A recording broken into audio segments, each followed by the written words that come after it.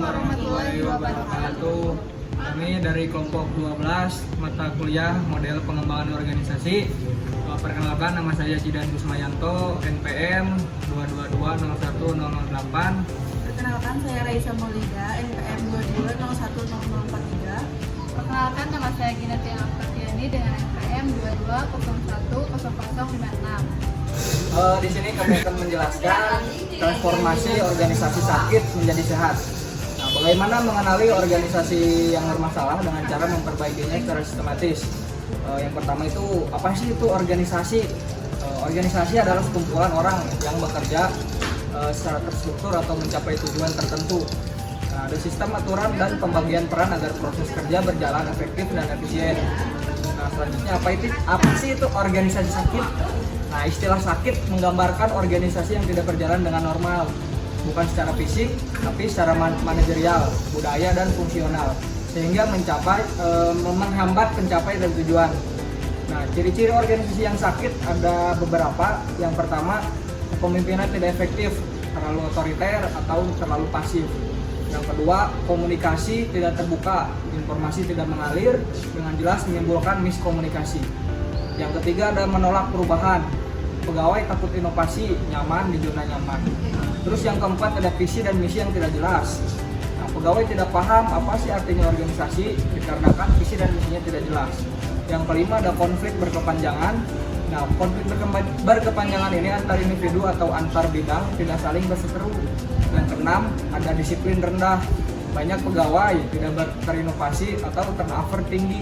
Nah, jika tidak ditangani masalah ini, merusak budaya kerja dan bisa melumpuhkan organisasi. Oke, di sini saya akan menjelaskan tentang dampak organisasi sakit. Yang pertama yaitu produktivitas turun, dikarenakan pegawai tidak bekerja optimal.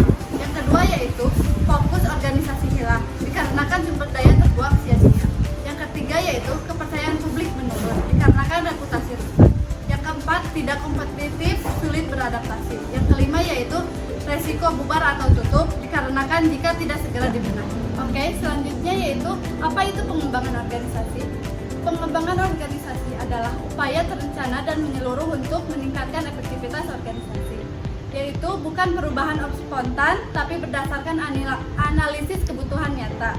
Terus fokus pada struktur, budaya, sistem kerja, dan kepemimpinan. Tujuannya yaitu untuk organisasi jadi lebih sehat, adaptif, dan produktif. Di sini ada solusinya, yaitu solusinya gunakan external assessment dan Valentas Organizational Intelligence Model. Yang pertama yaitu external assessment, menganalisis faktor luar yang mempengaruhi organisasi seperti politik, ekonomi, teknologi, sosial, regulasi, dan hasilnya digunakan untuk memilih strategi yang relevan dan adaptif. Yang selanjutnya itu ada Valentas Model.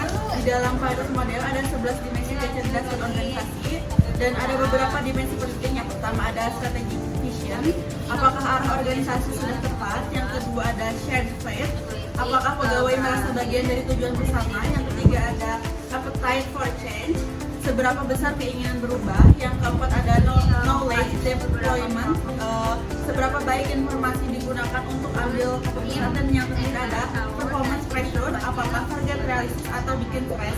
Semua ini bisa dinilai untuk melihat seberapa sakit organisasi tersebut. Selanjutnya yaitu langkah transformasi organisasi. Yang pertama ada analisis lingkungan eksternal, gunakan PESTEL atau SWOT untuk membaca peluang dan ancaman. Yang kedua ada perbarui misi strategis, pastikan arah organisasi relevan dengan perubahan. Yang ketiga ada bangun budaya shared faith, libatkan seluruh pegawai dalam tujuan bersama. Yang keempat ada dorong appetite for change, tanamkan semangat inovasi dan kesiapan berubah. Yang kelima ada gunakan data, ambil keputusan berbasis fakta bukan asumsi. Yang selanjutnya ada kelola tekanan kerja, jangan bebankan pegawai melebihi kapasitas. Terus selanjutnya ada tingkatkan kreativitas dan citra positif, bangun organisasi yang gesit dan dipercaya oleh publik. Yang selanjutnya ada libatkan semua elemen organisasi, perubahan butuh dukungan dari atas sampai bawah. Dan yang terakhir ada lakukan evaluasi berkala, seperti uji apakah strategi berhasil atau perlu disesuaikan. Selanjutnya itu output yang diharapkan. Yang pertama, kinerja organisasi meningkat. Yang kedua, kedua, karyawan lebih semangat dan loyal. Yang ketiga, organisasi lebih cepat, beradaptasi dan berinovasi. Dan yang terakhir ada citra organisasi jadi lebih sehat dan profesional. Selanjutnya ada jenis intervensi yang dilakukan. Yang pertama yaitu diagnosa menyeluruh berdasarkan 11 dimensi. Yang kedua perencanaan strategi SMART. Yang ketiga pelatihan dan pengembangan SDM. Yang keempat workshop budaya kerja dalam komunikasi terbuka. Dan yang kelima yaitu evaluasi berkala dan penyesuaian strategi. Baik, setelah pembahasan tadi kita berakhir di kesimpulan.